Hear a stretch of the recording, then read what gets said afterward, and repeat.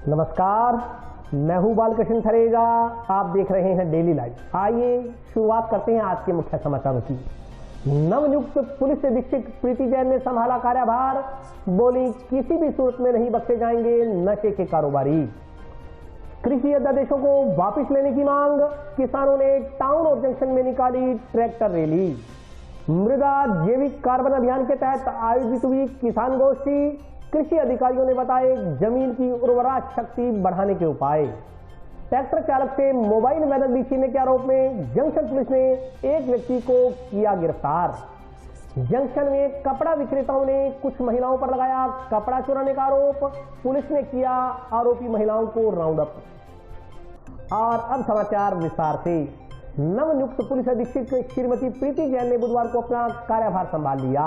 इस मौके पर उन्होंने कहा कि नशे के कारोबार से जुड़े लोगों को किसी भी सूरत में बख्शा नहीं जाएगा।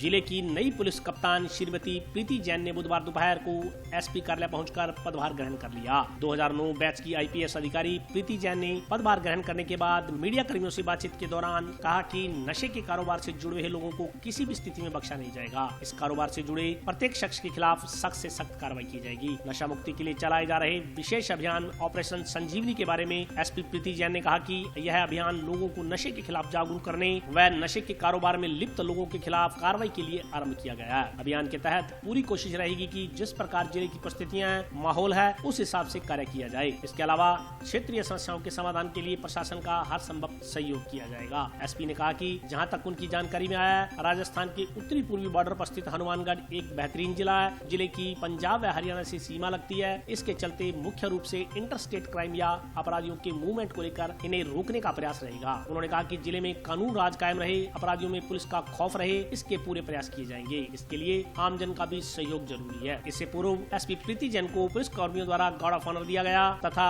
उन्होंने सहायक पुलिस अधिकारियों से परिचय प्राप्त किया।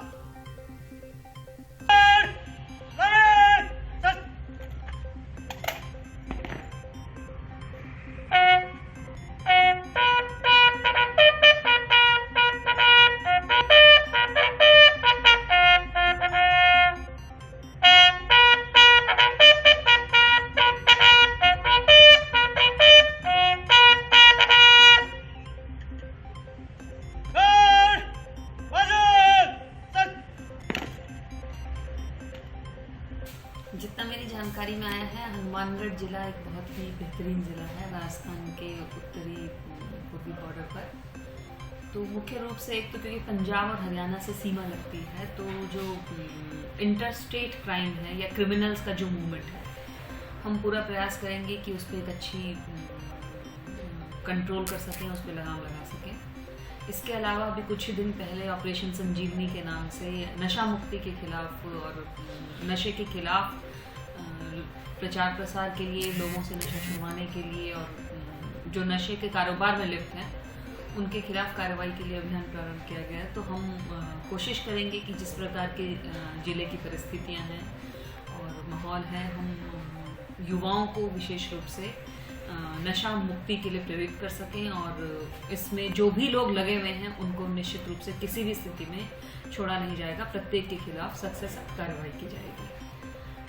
इसके अलावा मुख्य रूप से जो मुझे बताया गया यहाँ पर अन्य विशेष तो नहीं, लेकिन थोड़ी बहुत जो कभी किसानों से संबंधित, पानी वितरण से संबंधित जो समस्याएं आती हैं, जो भी प्रशासन के साथ पुलिस का जो भी सहयोग रहेगा, हम पूरी कोशिश करेंगे कि उसको बेहतर तरीके से कार्यरूप दे सकें। कृषि अध्यादेशों को वापस लेने की मांग को लेकर किसानों ने बुधवार को टाउन तथा जंक्शन में ट्रैक्टर रैली निकालकर राज्य सरकार के खिलाफ रोष व्यक्त किया। कृषि अध्यादेशों के विरोध में बुधवार को किसानों ने टाउन व जंक्शन में ट्रैक्टर रैली निकालकर सरकार के खिलाफ रोष व्यक्त किया। रैली में सैकड़ों की संख्या में किसानों ने हिस्सा लिया। किसानों का कहना है कि रैली का उद्देश्य सरकार को एकजुटता का संदेश देना है। काले कानूनों के विरोध में आसपास की ढाणियों और गाँवों से किसान भाग ले रहे हैं। किसानों ने कहा कि जिन अध्यादेशों की उन्हें जरूरत नहीं है, उन्हें केंद्र सरकार द्वारा जबरन उन पर थोपा जा रहा है। पूरे देश का किसान एकजुट होकर इन कानूनों का विरोध करता है। किसानों ने बताया कि जब तक केंद्र सरकार इन कृषि अध्यादेशों को वापस नहीं लेती, आंदोलन जारी रहेगा। किसान रैली का आम जन द्वारा जंक्शन व टाउन में जगह जगह समर्थन एवं स्वागत किया गया। टाउन स्थित फूड ग्रेन मर्चेंट एसोसिएशन कार्यालय में किसानों के लिए नाश्ते की व्यवस्था की गई। इस मौके पर आड़त व्यवसायियों ने बताया कि किसान व्यापारी एकता का संदेश देने के लिए उक्त रैली आयोजित की गई। जब तक ये कानून वापस नहीं लिए जाते, आंदोलन कर रहे किसानों का समर्थन आड़त व्यवसायियों द्वारा जारी रहेगा। इस मौके पर फूड ग्रेन मर्चेंट एसोसिएशन के अध्यक्ष आशीष इसारिया, अरुण कामरा, सुमन कामरा, सतपाल गर्ग, विनोद अग्रवाल सहित आड़त के व्यवसायी एवं किसान मौजूद रहे। जय जवान, जय जवान, जय जवान, इनकलाब जिंदाबाद, इनकलाब जिंदाबाद। किसानों का जो कॉज है उसके लिए रैली में किसान, तो हमारी जो फूड ग्रेन है उनके नेक्स्ट उनके लिए चाय का इंतजाम हमने किया है। तो उसी के लिए हम जो व्यापारी भाई है यहाँ पे एकत्र हुए हैं, अभी उनका स्वागत किया जाए क्योंकि हम भी उस कॉज को सपोर्ट करते हैं। बस यही बात है। आज हम कृषि कानून जो मोदी सरकार द्वारा किसानों के विरुद्ध में काले कानून लाए गए हैं, उसके विरुद्ध में यहाँ पर किसानों ने आज ट्रैक्टर रैली निकाली है और हम यहाँ पर सभी को ये एकता का संदेश देना चाहते हैं कि हम किसान सभी एक हैं। पूरा व्यापारी वर्ग हमारे साथ है, पूरा गांव हमारे साथ है। हम ढानी से गांवों से ट्रैक्टर आए हैं और सभी इस काले कानून का विरोध कर रहे हैं और हम मोदी सरकार को चेतावनी देना चाहते हैं कि आने वाली मीटिंग में ये काले कानून वापस लिए जाए। आज संयुक्त किसान मोर्चा दिल्ली की तरफ से जो नेशनल कॉल दी थी, जो प्रचार का पखवाड़ा बनाना था, उसके तहत हनुमानगढ़ में ट्रैक्टर रैली का आयोजन किया था। और ट्रैक्टर रैली आपने देखी होगी, आज तक के हनुमानगढ़ के इतिहास में पहली बार इतने जमींदार इकट्ठे हुए, इतने किसान इकट्ठे हुए। जंक्शन से लेकर टाउन तक एक मतलब चैन बना दी थी किसानों ने ट्रैक्टर की, जिसकी गिनती करना शायद संभव नहीं था। 2,500, 3,000, 5,000 ट्रैक्टर होंगे और 8 से 9 किलोमीटर लंबी ट्रैक्टरों की लाइन लगी थी। और इतनी व्यवस्थित रैली शायद ही कभी हुई होगी भी, कोई ट्रैफिक कहीं नहीं रोका गया, किसी को परेशान नहीं किया गया। और जितने किसान आज आए हैं उतने किसान यहाँ से दिल्ली जाने का संकल्प लेकर गए हैं और 10 तारीख को 11 बजे यहाँ से दिल्ली जाने का प्रोग्राम रखा गया। जंक्शन धान मंडी से सब लोग अपने अपने ट्रैक्टर ट्रॉली लेकर यहाँ काफिले के रूप में रवाना होंगे। यहाँ से जंक्शन स्थित कृषि उपनिदेशक कार्यालय में बुधवार को मृदा जैविक कार्बन अभियान के तहत किसान गोष्ठी का आयोजन किया गया। मृदा जैविक कार्बन अभियान के शुभारंभ मौके पर बुधवार को कृषि विभाग की ओर से जंक्शन स्थित कृषि उपनिदेशक कार्यालय में किसान गोष्ठी का आयोजन किया गया। गोष्ठी में जिला कलेक्टर जाकिर हुसैन, किसान दयाराम जाखड़ सहित अन्य जनप्रतिनिधि व कृषि अधिकारी मौजूद रहे। कृषि अधिकारियों ने किसानों को जानकारी देते हुए कहा कि अत्यधिक रासायनिक उर्वरकों व कीटनाशकों के उपयोग, फसल अवशेष जलाने तथा जैविक खादों का बहुत कम या उपयोग नहीं करने के कारण जमीन का जैविक अंश कम होता जा रहा है। मृदा में जैविक कार्बन की स्थिति ठीक उस बैंक खाते की तरह है जिसमें हम प्रत्येक वर्ष 1200 रुपए निकाल रहे हैं तथा 900 रुपए जमा करा रहे हैं, जो कि अंततः निश्चित रूप से घाटे में जाएगा। यदि समय रहते किसानों का जैविक कार्बन बढ़ाने के उपाय नहीं किए गए तो उपज को स्थिर रखने के लिए अधिक उर्वरक, कीटनाशक, सिंचाई तथा मशीनरी का उपयोग करना होगा, परंतु फिर भी उपज अधिक समय तक स्थिर नहीं रहेगी। इसके कारण भविष्य में खेती में बहुत विकट परिस्थितियां पैदा हो सकती हैं। इसलिए कृषि से संबंधित सभी स्टेक होल्डर्स जैसे शासन, प्रशासन, किसान, डीलर्स, निजी कंपनियां तथा कृषि विभाग को मृदा जैविक कार्बन पदार्थ बढ़ाने के लिए मिलजुल कर प्रयास करने होंगे। कृषि अधिकारियों ने किसानों को सलाह दी कि मृदा जैविक कार्बन बढ़ाने के लिए गोबर की सड़ी गली खाद का उपयोग करें, एक साथ अधिक खाद का उपयोग नहीं करें। 25-30 क्विंटल प्रति बीघा की दर से खाद का उपयोग किया जाना चाहिए। टेंचा की हरी खाद भारी एवं जलमग्न मृदा की दिशाओं के लिए उपयुक्त है। इस मौके पर कृषि अधिकारी, जनप्रतिनिधि एवं किसान मौजूद रहे। तो 45% है, तो वो भी एक कारण है, बहुत बड़ा लोन है वो। और दूसरा कारण है जिंक का। जिंक बहुत बड़ा कारण है और यूरिया का स्प्रे करने से रिकवरी आ रही है और इसके अलावा कोई केली का कुछ भी नहीं है। नेमेटोड के लिए तो ये देखना है कि नेमेटोड वाकई में नेमेटोड है या नहीं है, उसके लिए जांच करनी होती है और सारी चीज़ें हैं। सीधा ताज़ा गोबर एक ट्राली 1,000 रुपये में आराम से मिल जाती है, यानी कि 25 पैसे किलो अपने यहाँ गोबर आराम से मिल रहा है। ताज़ा गोबर जरूरत भी नहीं है सीधी ट्राली ले जाके खड़ी करो, अगला भर के मच्छर से सीधा ही आपके उसमें डाल देता है। ना तो कोई कचरा मिलता है ना कुछ और मिलता है, उसको अपने खेत में ले आओ। आगे का ट्रीटमेंट अब आपने करना है, अपने खेत में लाके उसको 2-3 महीने उसका अच्छी तरह से ट्रीटमेंट करो और बाद में उस खाद को काम में लो। कितना खर्चा लगा जी? अगर आपके पास 1 बीघा 1 मरबा जमीन है तो आपको 25 ट्रालियां तैयार करनी है। 25 ट्रालियां के लिए कितना पैसा लगा? 25,000 रुपए। अब आप उस 25,000 रुपए के खर्चे से एक मरबे का एक फसल आराम से तैयार कर सकते हैं। जो हमारे प्रधान जी बैठे उनसे मैंने संगरिया में भी ये बात कही और आज फिर इनके नोटिस में लाना चाहता हूं कि आप अपने डीलर्स को इस बात के लिए थोड़ा उनको मनाएं, उनको अग्रेसिव करें कि दुकानदार, चाहे वो पेस्टिसाइड का दुकानदार है, वो अपनी दुकान के अंदर जो हमारे एरिया के अंदर क्रॉप होती है, फसलें होती है, उनके अंदर कौन सी बीमारियां आती है, उनकी फोटो, अच्छी कलर्ड फोटो वो अपनी शॉप के अंदर लगाए। कोई भी किसान आता है कि मेरी फसल के अंदर ये बीमारी है, तो दुकानदार अक्सर क्या करते हैं कि एक दवाई की जरूरत होती है लेकिन वो 4-5 दवाइयां किसान के पल्ले बांधते हैं। आज हनुमानगढ़ जिले में मृदा जैविक कार्बन अभियान की शुरुआत की गई है जिला कलेक्टर महोदय के कर्तव्यों के द्वारा। हम सबको मालूम है कि ज़मीनों का, मृदाओं का जो जैविक कार्बन है वो हनुमानगढ़ जिले की 0.3% है, जबकि कम से कम मध्यम जो मानते हैं 0.5% मानते हैं और अच्छे के लिए 0.75% होना चाहिए। फसलों के ऊपर विभिन्न कीटों का और रोगों का जो प्रभाव है और उनकी जो उपज कम हो रही है उसका मुख्य कारण है मृदाओं का जैविक कार्बन कम होना। इसके अलावा जलवायु परिवर्तन के जो गलत प्रभाव है फसलों के ऊपर, उनके ऊपर प्रभाव नहीं हो, इसके लिए भी जैविक कार्बन का बहुत बड़ा महत्व है। अतः जिले के अंदर एक जो है आत्मा योजना के अंतर्गत नया इनिशिएटिव लेकर के जिला लेवल के ऊपर और इस अभियान की शुरुआत की गई है, जिसकी मुख्य कॉन्सेप्ट ये है कि जो कुछ ज़मीन ने दिया है वो वापस ज़मीन को देना है, चाहे वो गोबर की खाद है, मुर्गी की खाद है, चाहे वो भेड़ बकरी की खाद है, और चाहे फसलों के अवशेष हैं जैसे पराली है, नरमे की लकड़ी है, या और जो भी विभिन्न फसलों के जैसे मूंग है, मोठ है, बाजरा है, वो जो भी उसके फसल के अवशेष है वो वापस जो ज़मीन को ही लौटानी है, ये इसकी कॉन्सेप्ट है। जंक्शन में भगत सिंह चौक के नजदीक स्थित कपड़ा दुकानदारों ने कुछ महिलाओं पर कपड़े चुराने का आरोप लगाया है। पुलिस दुकानदारों की रिपोर्ट पर उक्त आरोपी महिलाओं को राउंड अप कर पूछताछ कर रही है। जंक्शन के मुख्य बाजार की गुरुद्वारा गली में 4 महिलाएं ग्राहक बनकर दुकान में घुसी और कपड़े चुराकर फरार होने लगी। दुकानदारों ने बस स्टैंड के नजदीक उक्त आरोपी महिलाओं को पकड़कर पुलिस को सूचना दे दी। इसके बाद पुलिस ने आरोपी महिलाओं को राउंड अप कर लिया। क्लॉथ मर्चेंट एसोसिएशन से जुड़ा कपड़ा विक्रेताओं ने बताया कि उक्त महिलाएं ग्राहक बनकर दुकानों में आई थी तथा दुकानदार की नजर चुराकर कपड़े चुरा लिए। महिलाओं से चोरीशुदा सामान बरामद करवा लिया गया है। चारों आरोपी महिलाओं की यह हरकत दुकान में लगे एक सीसीटीवी कैमरे में रिकॉर्ड हो गई थी। उन्होंने बताया कि सीसीटीवी फुटेज में उक्त महिलाएं दुकान से कपड़े चुराती साफ नजर आ रही हैं। इस संदर्भ में कार्रवाई के लिए थाना में एफआईआर दर्ज करवाई गई है। आज हमारे क्लॉथ मर्चेंट अपने गुरुद्वारा गली में हमारे किसी कपड़े की दुकान पर 4 लेडीज आई थी और वो कुछ सामान से उठा के ले गई और हमने उनको बस स्टैंड से जाकर पकड़ा। उनके पास बाजार का भी सामान था, वो हमने सारा बरामद करवा लिया।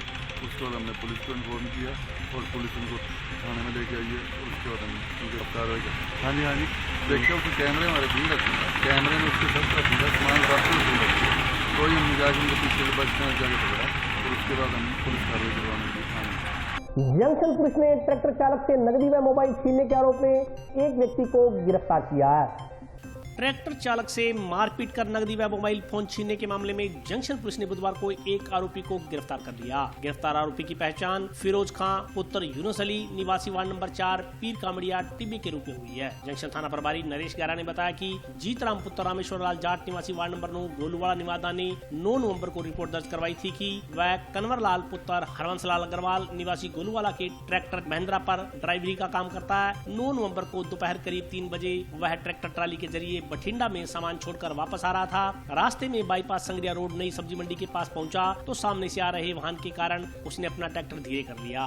तभी अचानक पीछे से 4 नकाबपोश व्यक्ति 2 बाइक पर सवार होकर आए। इनमें से 2 लोग जबरदस्ती ट्रैक्टर पर चढ़ गए और ट्रैक्टर रुकवाकर उसके साथ हाथापाई करने लगे। उसे डरा धमकाकर 24,000 रुपए व मोबाइल फोन छीन ले गए। उसने ट्रैक्टर तेज गति से वापस मुड़कर सतीपुरा की तरफ भागकर अपनी जान बचाई। रिपोर्ट के आधार पर चारों जनों के खिलाफ आईपीसी की धारा 341, 313 23, 382 तथा 34 के तहत मामला दर्ज कर जांच आरंभ की गई। आरोपियों की तलाश के लिए उनका रिकॉर्ड खंगाला गया तथा मुखबिरों को सक्रिय किया गया। संगरिया रोड बाईपास के रास्ते के सीसीटीवी कैमरों की फुटेज खंगाली गई। टीम ने अथक प्रयासों से आरोपियों की पहचान कर सफलता हासिल करते हुए बुधवार को फिरोज का उर्फ फौजा को दबोचने में सफलता हासिल कर ली। उससे अन्य लोगों के बारे में भी पूछताछ की जा रही है। दिनांक 9/11/2020 को गलवाला निवासी द्वारा एक मुकदमा दर्ज कराया गया था कि वो डब्बाड़ी संगरिया की तरफ से आ रहा था, तो नवा फाटक से थोड़ा आगे करीब पहले मोटरसाइकिल चालकों द्वारा उससे मोबाइल और 24,000 रुपये नकदी छीन के ले गया, जिस पर मुकदमा दर्ज किया गया था और अनुसंधान किया गया। दौरान अनुसंधान उनको नामजद किया गया और अभी फिरोज फौजा को गिरफ्तार किया गया, जिससे अनुसंधान किया गया। ख्वाजा मोइनुद्दीन चिश्ती के संदर्भ में सोशल मीडिया पर आपत्तिजनक पोस्ट डालने वाले एक व्यक्ति के खिलाफ कार्रवाई करने की मांग को लेकर मुस्लिम युवा कमेटी ने मुख्यमंत्री के नाम का ज्ञापन जिला कलेक्टर को सौंपा।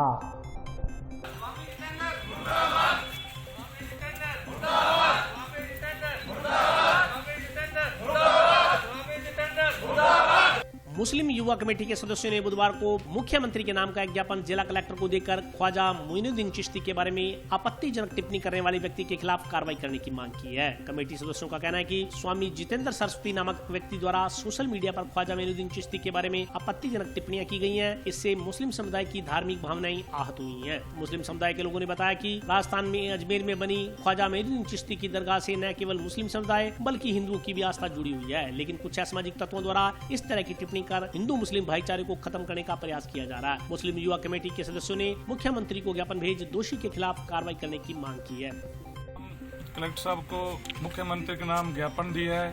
जो स्वामी जितेंद्र नामक व्यक्ति है, उसने खाया गरीब नवाज के बारे में बहुत ही अपशब्द टिप्पणी की है और आपके माध्यम से हम कहना चाहते हैं कि राजस्थान के मुख्यमंत्री श्री अशोक गहलोत जी और कड़ी से कड़ी कार्रवाई करें और आरोपी जो उसको कानूनी सख्त सजा दें और जल्द से जल्द उसको गिरफ्तारी करें।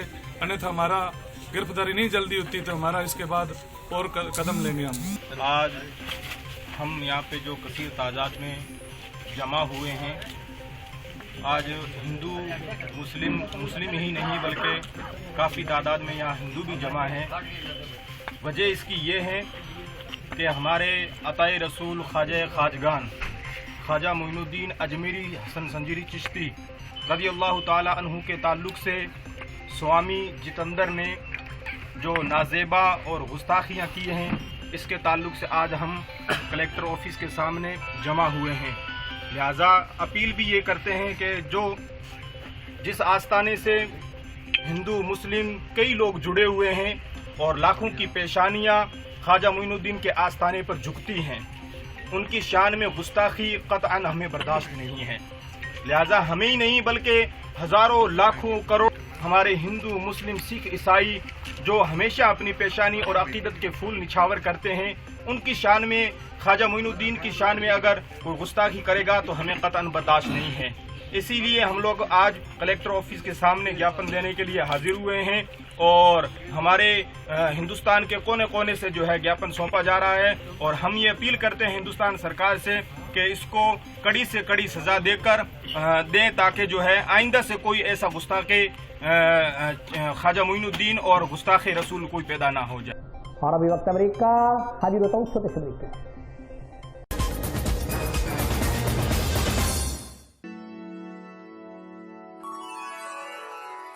यूं तो कई बार मुझे हंसते देखा है,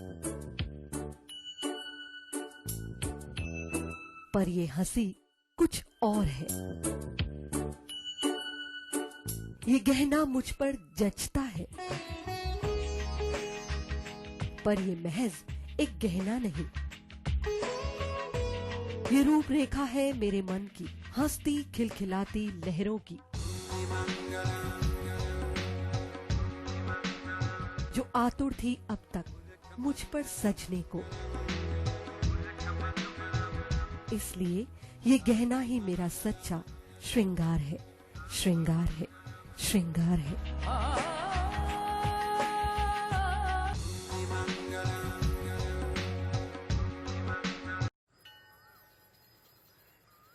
अरे बबलू, लॉकडाउन खुलते ही टहलने निकल पड़े। महामारी अभी फैली हुई है। सरपंच जी टहलने नहीं, कहाँ पे वापस जा रहे हैं? तुझे डर नहीं लगता वायरस पकड़ लेगा? पहले थोड़ा बहुत डर लगता था, फिर पता चला कि अगर मैंने पूरी सावधानी बरती तो ये बीमारी होने की संभावना कम है। सबसे महत्वपूर्ण है ये मास्क। काम पर मास्क हमेशा पहनूंगा, समय समय पर हाथ धोता रहूंगा और दूसरों से हर वक्त कम से कम 2 गज की दूरी बनाए रखूंगा। खुद को, दूसरों को और अपने परिवार वालों को भी सुरक्षित रखूंगा। अरे भाई, मेरी जिम्मेदारी बनती है तुझे चेतावनी देना, तो दे दिया। जब देश के मेडिकल और स्वच्छता कर्मचारी रोज कोरोना वायरस से लड़ने का काम कर रहे हैं तो हमारी भी तो जिम्मेदारी बनती है अपना काम करने की। बबलू, तुझे कुछ हो गया तो? हजारों लोग इस बीमारी को हराकर ठीक हो चुके हैं और अगर किसी कारण मुझे ये बीमारी हो भी जाए तो सरकार ने अस्पताल में हमारे इलाज के लिए पर्याप्त व्यवस्था कर रखी है। ये घबराने का वक्त नहीं, एक दूसरे का हौसला बढ़ाने का वक्त है। अरे ऐसे क्या देख रहा है? तू काम पे जाएगा, मैं नहीं जाऊंगा, नाक नहीं कट जाएगी मेरी। चलो मास्क। हाँ, मास्क। अरे नाक तो ढक लो। हाँ। कोरोना वायरस से हमें लड़ाई जारी रखनी पड़ेगी, पर उससे डर कर नहीं, पूरी सावधानी के साथ डट कर चलिए। रुकी जिंदगी को आगे बढ़ाएं, देश को आत्मनिर्भर बनाएं। जय हिंद।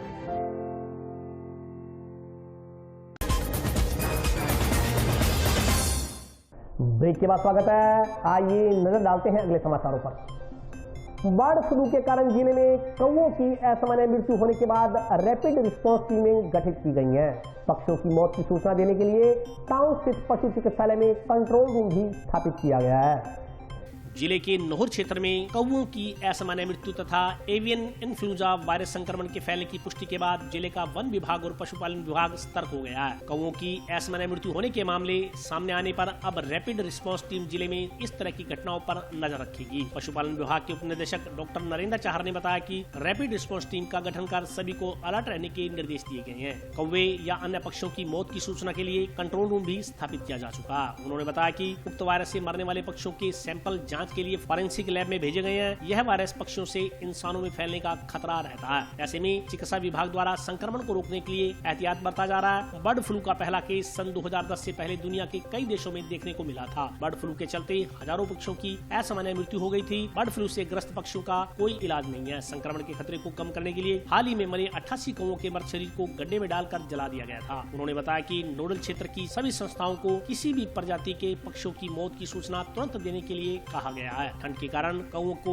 हाइपोथर्मिया होने के कारण भी मौत हो सकती है। हालांकि जांच रिपोर्ट आने के बाद स्थिति स्पष्ट हो सकेगी। और कम्युनिकेबल डिजीज है। कम्युनिकेबल का मतलब होता है कि जो पक्षियों से या पशुओं से क्या है कि मानव में आ जाती है। तो इसलिए इसमें बहुत ज़्यादा सावधानी रखने की ज़रूरत है, क्योंकि ये बर्ड्स, अब दूसरा क्या है कि जो पक्षी होता है वो उड़ने वाला जानवर है, वो बहुत ज़्यादा फैला सकता है।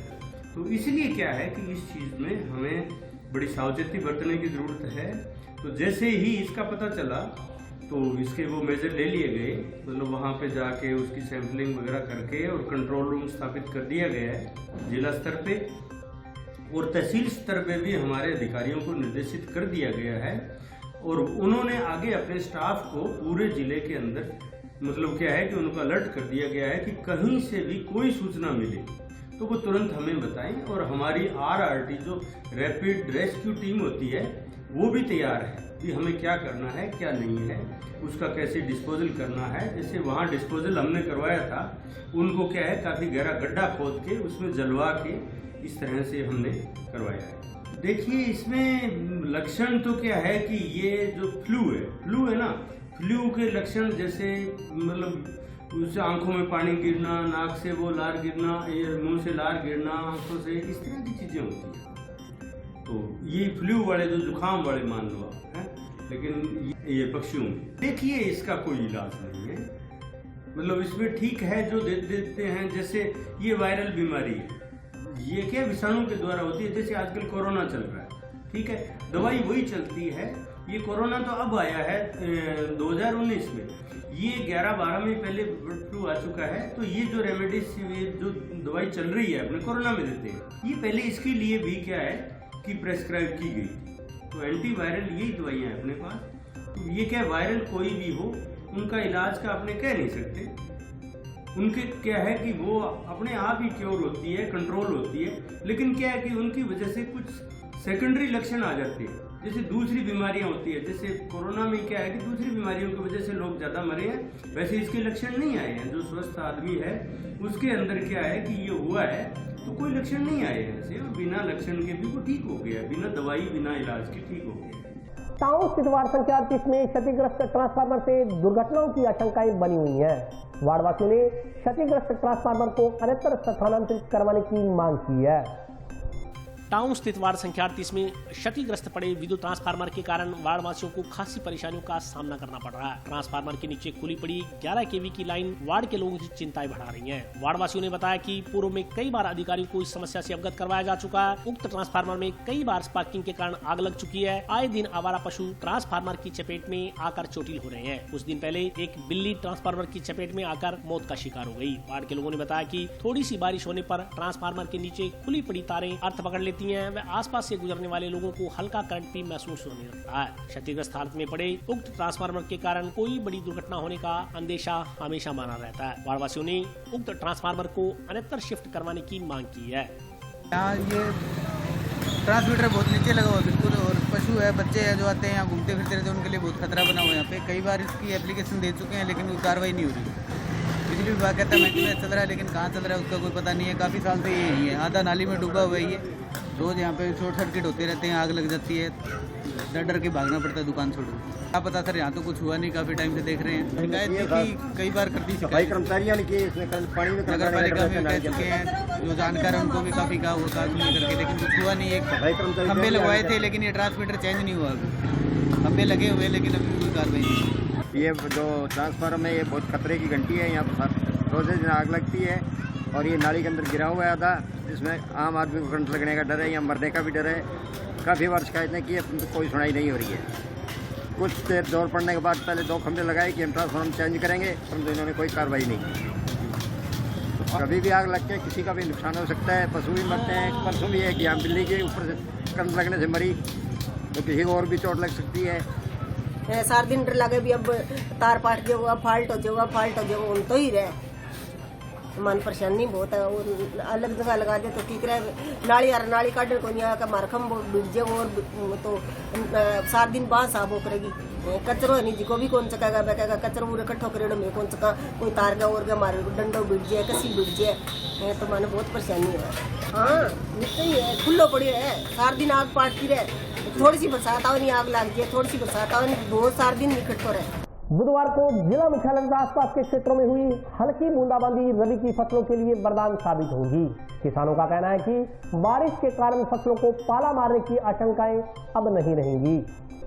जिला मुख्यालय तथा आसपास के क्षेत्रों में बुधवार को हुई हल्की बूंदाबांदी से वातावरण में सर्दी और बढ़ गई। सर्दी के मौसम में हुई इस मावट से गेहूं, सरसों, चना सहित सभी फसलों को लाभ होगा। किसानों के अनुसार यह मावट फसलों के लिए अमृत से कम नहीं है। दिन भर आसमान में बादल छाए रहने से तापमान में गिरावट दर्ज की गई। मौसम विभाग के अनुसार जिले में आगामी 5 दिनों में मौसम परिवर्तनशील रहने की संभावना है। किसानों का कहना है कि मावट रबी की फसलों के लिए काफी फायदेमंद साबित होगी। पूर्व में कई दिनों तक पाला पड़ने से गेहूं, सरसों व चना की फसल को नुकसान पहुंचने की आशंका थी। किसानों ने बताया कि समय पर सिंचाई नहीं होने से भी फसलें प्रभावित हो रही थी। अब मावट होने से फसलों को पाला मारने की आशंका नहीं रहेगी, साथ ही फसलों की पैदावार भी अच्छी हो जाएगी। इन दिनों तापमान फसलों के अनुरूप है, जिससे फसलों की गुणवत्ता पर भी असर पड़ेगा। ये बारिश है जो कणक के लिए, फलों के लिए और फसल के लिए अच्छी है, तो इसलिए ये बारिश और थोड़ी ज़्यादा हो जाए तो बम्पर फसल होगी। भाई उस बर्फ़ पड़ेगी, ओलावृष्टि होगी तो उसको तो नुकसान होगा। अगर सूखी बरसात हो जाए तो उसको फ़ायदा है।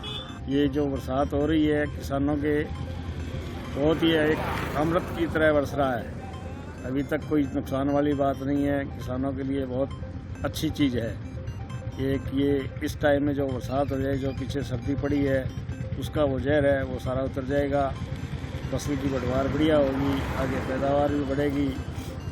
बच्चों को गुरुमुखी से जोड़ने के उद्देश्य को लेकर टाउन स्थित गुरुद्वारा गुरु नानक सर में पंजाबी भाषा सिखाने के लिए निःशुल्क कक्षाएं आरंभ की गई हैं।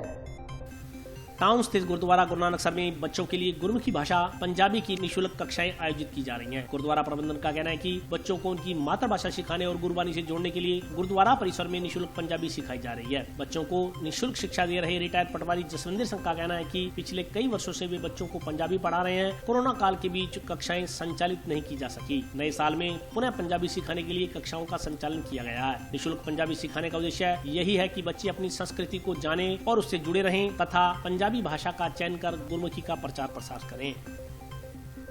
3 साल से बच्चों को पंजाबी पढ़ा रहा हूँ ताकि ये पंजाबी गुरुमुखी गुरबानी पढ़ सकें, लिख सकें और आगे पंजाबी विषय लेकर और उसमें कामयाब हो सकें। और 3 साल से मैं इनको पढ़ा रहा हूँ और लगभग हर साल 25 या 30 बच्चे होते हैं इनको हर साल पढ़ा रहा हूँ। गुरुमुखी का यही है जी गुरबानी पढ़ने लग जाए और आगे ये पंजाबी लेके और पंजाबी विषय संस्कृत की जगह पंजाबी लेकर और अपनी गुरबानी वगैरह में जुड़ सकें। यार देखो जी, कमेटी ने भी कहा और मेरी भी इच्छा थी कि मैं ये अपनी सेवा दे सकूं। बहुत खुशी होती है मुझे बच्चों से इनसे मिलकर, बहुत इनकी बोली बोली बातें अच्छी लगती हैं। गुरुद्वारा गुरु नानक सर प्रेम नगर विच जसविंदर सिंह पटवारी जी बच्चों को फ्री पंजाबी शिक्षा दे रहे हैं। ये 3 सालों तो लगातार जारी है। किसी तो कोई पैसा नहीं लिया जाता, उल्टी जो किताबां भी अपने पल्लों ही दे देंगे है। इस करके सभी गुरुद्वारों में मैं कहना चाहना है गुरु घरों भी यह पंजाबी हरेक गुरु घर से सिखानी चाहिए है तां भी अगे बच्चे पढ़ सकन, गुरमुखी कनी ध्यान कर सकन। जो अभी पिछड़ते जाते हैं, किसी को पंजाबी नहीं आती, किसी को गुरुओं का नाम नहीं आता, इस करके सबनों सिखाई जाए। और आज के लिए बस इतना ही। कल फिर हाजिर होता हूँ नए समाचारों के साथ। तब तक के लिए नमस्कार।